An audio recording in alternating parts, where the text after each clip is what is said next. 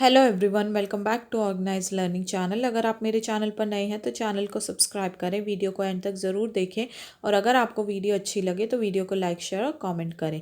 तो आज की इस वीडियो में हम डिस्कस करने वाले हैं जो डीओई दिल्ली की तरफ से क्लास 10 के लिए साइंस का मिड टर्म का पेपर दिया गया है, प्रैक्टिस पेपर। तो उसके 15th क्वेश्चन तक जो है हम पिछले वीडियोस में डिस्कस कर चुके हैं, तो वो आप मेरे चैनल पर देख सकते हैं।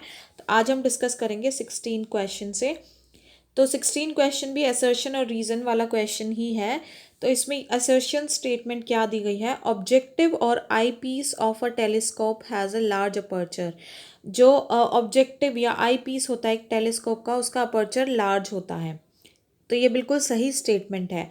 रीज़न क्या है, eyepiece of a telescope gathers more light from the distant object and from a bright image of the distant object. जो टेलीस्कोप का आई पीस होता है वो ज़्यादा लाइट जो है वो गैदर करता है दूर की ऑब्जेक्ट से, और जो दूर की ऑब्जेक्ट की ब्राइट इमेज होती है उससे वो ज़्यादा इमेज को गैदर करता है। तो ये स्टेटमेंट भी बिल्कुल सही है और ये रीज़न जो है इस असर्शन का बिल्कुल सही रीज़न है कि क्योंकि जो टेलीस्कोप का आई पीस है वो ज़्यादा लाइट को गैदर करता है डिस्टेंट ऑब्जेक्ट से और एक ब्राइट इमेज फॉर्म करता है उस डिस्टेंट ऑब्जेक्ट की। तो इसीलिए जो ऑब्जेक्टिव या आई पीस होता है टेलीस्कोप का, उसका एक लार्ज अपर्चर होता है। तो इसलिए ए ऑप्शन जो है वो करेक्ट होगा कि both A and R true and R is the correct explanation of A. फिर 17 से 20 में क्या दिया गया है, इसमें 5 सब पार्ट्स दिए गए हैं हर क्वेश्चन के, और हर इन 5 में से कोई भी 4 के आपको आंसर करने हैं। तो देखते हैं, पहले क्वेश्चन पढ़ते हैं। ये जो है, read the following and answer any 4 questions from 17 1 to 5। तो ये क्या क्वेश्चन दिया गया है, a reaction in which a single reactant breaks down to form 2 और more products is known as decomposition reaction. एक रिएक्शन जिसमें एक सिंगल रिएक्टेंट जो है वो ब्रेक डाउन होता है 2 या 2 से ज़्यादा प्रोडक्ट्स को बनाने के लिए, उसको बोलते हैं decomposition reaction. The decomposition reaction takes place only when the energy in the form of heat, electricity और light is supplied। और जो ये decomposition reaction होती है ये सिर्फ और सिर्फ कब होती है, जब जो एनर्जी है वो हीट, इलेक्ट्रिसिटी या लाइट की फॉर्म में सप्लाई की जाती है। For example, ferrous sulfate crystals on heating in a dry boiling tube gives the following reaction। Example के तौर पे जब ferrous sulfate के crystals हैं, जब उनको हीट किया जाता है एक ड्राई बॉइलिंग ट्यूब में, तो वो ये रिएक्शन देता है। FeSO4 फेरस सल्फेट, तो ये उसको बैलेंस कर रखा है, तो 2FeSO4 जब उसको हीट किया गया तो Fe2O3 plus SO2 plus SO3, ये जो है प्रोडक्ट्स जो है दो या दो से ज़्यादा प्रोडक्ट्स जो है इसने दिए हैं, इसलिए डीकॉम्पोजिशन रिएक्शन है। ठीक है, अब इस पे बेस्ड जो फर्स्ट पार्ट है वो क्या है, which of the following gas has a smell of burning sulphur. कौन सी जो गैस है उसकी स्मेल एक जले हुए सल्फर की तरह होती है, जलते हुए सल्फर की तरह, तो वो होती है option number A, sulphur dioxide. Second part क्या है, which chemical reaction takes place only in presence of electric current. इनमें से कौन सी केमिकल रिएक्शन जो है वो सिर्फ और सिर्फ इलेक्ट्रिक करंट की प्रेजेंस में ही होती है, तो वो होती है option number B, that is 2H2O in liquid form gives 2H2 in gaseous form plus O2 in gaseous form. Third part क्या है हमारे पास, electrolysis of water is a, electrolysis of water कैसे रिएक्शन है, तो ये है both B and C. D option correct होगा, बी एंड सी मतलब कि ये एंडोथर्मिक रिएक्शन भी है और डीकॉम्पोजिशन रिएक्शन भी है। फोर्थ पार्ट क्या है, CaCO3 calcium carbonate gives CaO plus CO2 is an example of. तो ये रिएक्शन किसका एग्जाम्पल है, तो देखो डीकॉम्पोजिशन तो हो रहा है और इसमें हीट सप्लाई की जाएगी, तो इसलिए ये थर्मल डीकॉम्पोजिशन रिएक्शन है, तो option number B is the correct one. फिर फिफ्थ क्या है, when lead nitrate crystals are heated in test tube the brown fumes are formed of। जब जो lead nitrate के crystals हैं वो टेस्ट ट्यूब में जो है हीट किए जाते हैं, तो जो ब्राउन फ्यूम्स फॉर्म होती है वो किस चीज़ की होती हैं, तो वो ब्राउन फ्यूम्स जो फॉर्म होती है वो होती है नाइट्रोजन डाइऑक्साइड, यानी कि B option is the correct one. Next question दिया गया है अब, तो नेक्स्ट क्वेश्चन दिया गया है, the bending of light depends on the optical density of medium through which the light pass. जो लाइट बेंड होती है वो किस चीज़ पर डिपेंड करता है, जो भी मीडियम होता है उसकी ऑप्टिकल डेंसिटी पे जिसमें से वो लाइट पास करेगी। The speed of light varies from medium to medium, और जो लाइट की स्पीड होती है वो हर मीडियम में अलग होती है। A medium in which the speed of light is more is optically rarer medium, whereas in which the speed of light is less is optically denser medium. एक मीडियम जिसमें जो स्पीड ऑफ लाइट है वो ज़्यादा होती है वो optically rarer medium होता है, जबकि जिसमें जो स्पीड ऑफ लाइट होती है वो कम होती है वो ऑप्टिकली डेंसर मीडियम होता है। Whenever light goes from one medium to another, the frequency of light does not change. However, speed and wavelength change. जब भी जो लाइट है वो एक मीडियम से दूसरे मीडियम में जाती है तो जो फ्रीक्वेंसी होती है लाइट की वो चेंज नहीं होती, लेकिन जो स्पीड और वेवलेंथ होती है वो चेंज होती हैं। It concluded that change in speed of light is the basic cause of refraction. तो इससे क्या कंक्लूड कर सकते हैं कि जो स्पीड ऑफ लाइट में जो चेंज होता है उसी की वजह से जो है रिफ्रैक्शन होता है, वही कारण है मेन। तो इस पे बेस्ड फर्स्ट पार्ट क्या है, when light travels from air to glass the ray of light. जब लाइट जो है वो एयर से ग्लास की तरफ ट्रैवल करती है तो जो रे ऑफ लाइट है वो क्या करेगी, तो इसका ऑप्शन हो जाएगा A option, that is bends towards the normal. तो जो रे ऑफ लाइट है वो नॉर्मल की तरफ बेंड करेगी। नेक्स्ट पार्ट क्या है, When light passes from one medium to another, the frequency of light, जब भी लाइट जो है मीडियम वन से मीडियम टू में पास करेगी तो जो फ्रीक्वेंसी ऑफ लाइट है वो क्या होती है, तो वो होती है C option, that is remain same. उसमें कोई चेंज नहीं आता, वो सेम ही रहती है। थर्ड पार्ट है, when light passes from glass to water the speed of light. जब भी लाइट जो है वो ग्लास से वाटर में पास करती है तो उस टाइम पे जो स्पीड ऑफ लाइट है वो क्या करेगी, तो वो increases. A option is correct, वो इंक्रीज करेगी। फोर्थ क्वेश्चन पार्ट है, a ray of light passes from a medium A to another medium B. एक रे ऑफ लाइट है वो मीडियम ए से मीडियम बी में पास करती है।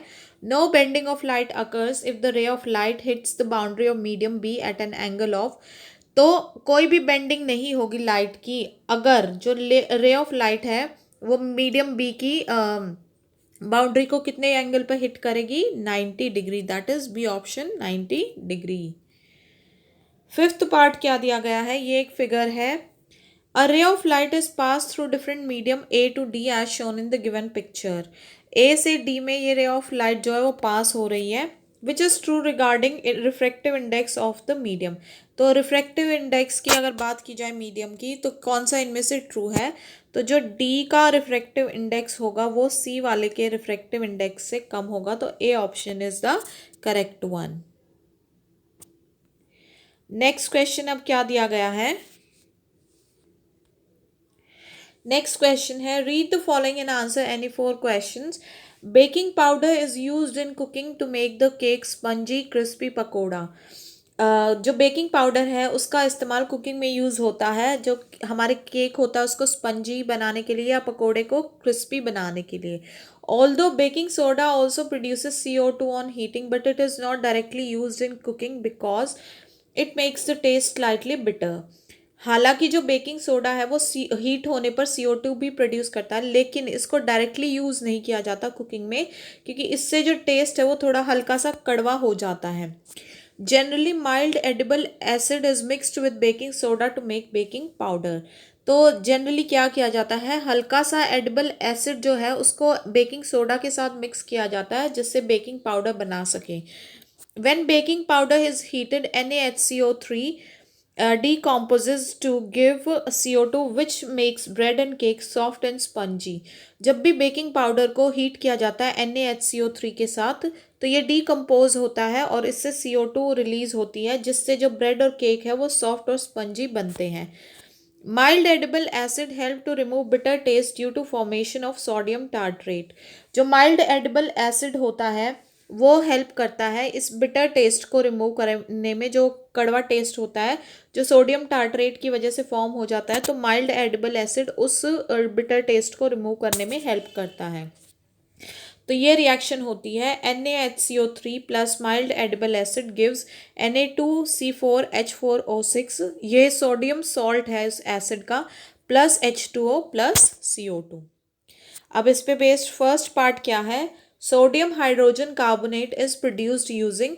तो सोडियम हाइड्रोजन कार्बोनेट किस चीज़ को लेकर से प्रोड्यूस होता है, फर्स्ट ऑप्शन है सोडियम क्लोराइड, ये बिल्कुल ठीक है। सेकंड अमोनिया, ये भी ठीक है। और थर्ड है कार्बन डाइऑक्साइड, ये भी ठीक है। इसलिए option number D, all of these. Next part है the gas release during heating of sodium hydrogen carbonate is.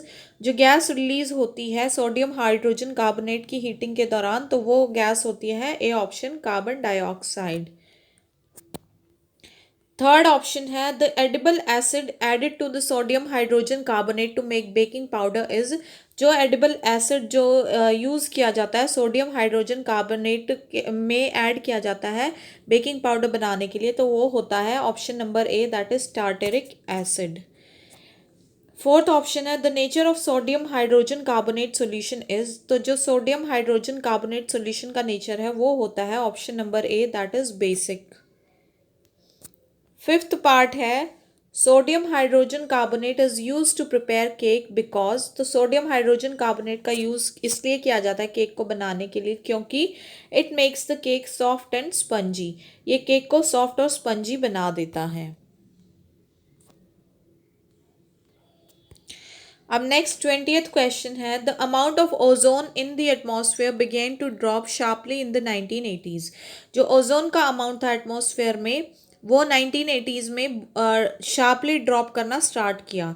This decrease has been linked to synthetic chemicals like CFCs which are used as refrigerants etcetera. और ये जो decrease हुआ है ozone में के amount में, ये सिंथेटिक केमिकल्स की वजह से हुआ है। इसका सीधा लिंक जो है सिंथेटिक केमिकल्स जैसे कि CFCs से है, जो कि रेफ्रिजरेंट्स के तौर पे ज़्यादा यूज़ किए जाते हैं। In 1987, the UNEP succeeded in forging an agreement to freeze CFC production at 1986 levels. 1987 में जो UNEP है वो सक्सीड हुए एक एग्रीमेंट को फोर्ज करने में जिससे कि वो फ्रीज कर सके CFC की प्रोडक्शन में 1986 के लेवल्स पर। ठीक है। It is now mandatory for all the manufacturing companies to make CFC free refrigerators throughout the world. अब जो है ये मैंडेटरी कर दिया गया है सारी मैन्युफैक्चरिंग कंपनीज के लिए कि CFC फ्री रेफ्रिजरेटर्स जो हैं वो पूरे वर्ल्ड में बनाए जाएं। अब इस पे बेस्ड क्वेश्चंस क्या हैं। फर्स्ट है CFC स्टैंड्स फॉर, CFC की फुल फॉर्म होती है क्लोरोफ्लोरोकार्बन कंपाउंड, आप लिख सकते हो बट मेन इसकी होती है क्लोरोफ्लोरोकार्बन। तो option A correct.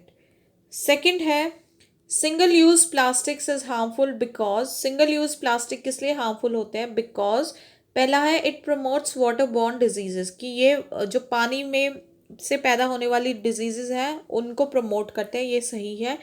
These are not easily recycled, ये भी बिल्कुल सही है कि इनको आसानी से रिसाइकिल नहीं किया जा सकता।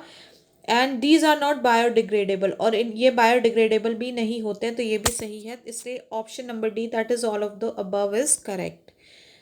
फिर नेक्स्ट पार्ट है CFCs कॉजेज। CFC क्या कॉज करती है, ए ऑप्शन है वाटर पोल्यूशन। तो देखो अगर इसके डायरेक्ट कॉज की बात की जाए तो वो होता है सिर्फ हमारे पास ओजोन लेयर को डिप्लीट करती है, बट उस ओजोन लेयर को डिप्लीट होने से फिर सनलाइट की जो रेज होती हैं वो हमारे एटमॉस्फेयर में ईजिली आ जाती हैं, जो हार्मफुल रेज होती हैं जिससे स्किन कैंसर तक की वो प्रॉब्लम हो जाती है। तो इनडायरेक्ट अगर बात करें तो ये वाटर पोल्यूशन भी इनडायरेक्टली तो ये कॉज करता ही है। सेकंड स्किन डिजीजेस भी कॉज होती है, और ओजोन लेयर डिप्लीशन तो है ही इसका कॉज। ठीक, मतलब ओजोन लेयर डिप्लीशन तो होती ही होती है CFC से, तो इसलिए option number D, all of these is the correct answer. Next is ozone क्या होती है, तो वो होती है हमारे पास O3। Option number A is the correct one.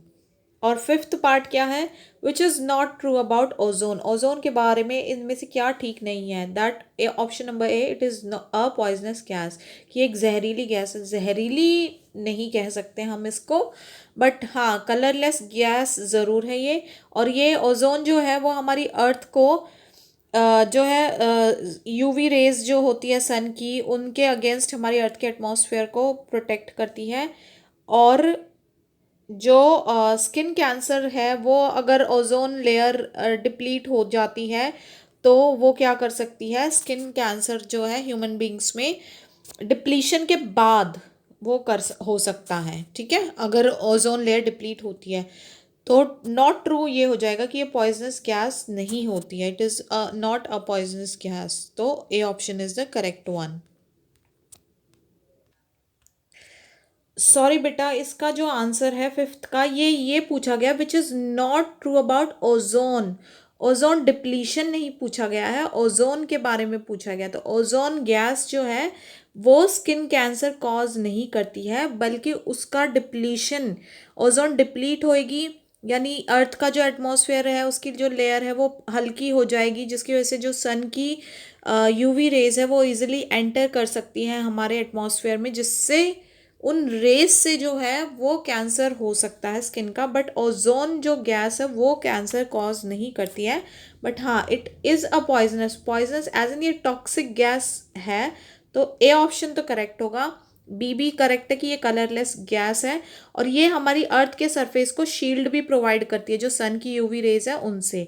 But ये जो स्टेटमेंट है D option, that is it can cause skin cancer in human beings, ये बिल्कुल गलत है, इट इज़ नॉट ट्रू। तो डी ऑप्शन जो है इसका करेक्ट ऑप्शन हो जाएगा, तो आप इसको ठीक कर लीजिएगा, ठीक है।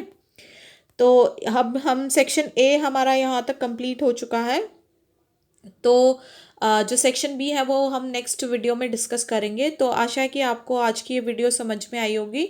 तो अगर आपको वीडियो समझ में आई और अच्छी लगी है तो आप वीडियो को ज़्यादा से ज़्यादा शेयर करें, वीडियो को लाइक करें, कमेंट करें, चैनल को सब्सक्राइब करें और मिलते हैं नेक्स्ट वीडियो में। तब तक के लिए आप बहुत अच्छे से अपनी तैयारी करते रहिए। All the best for your exams.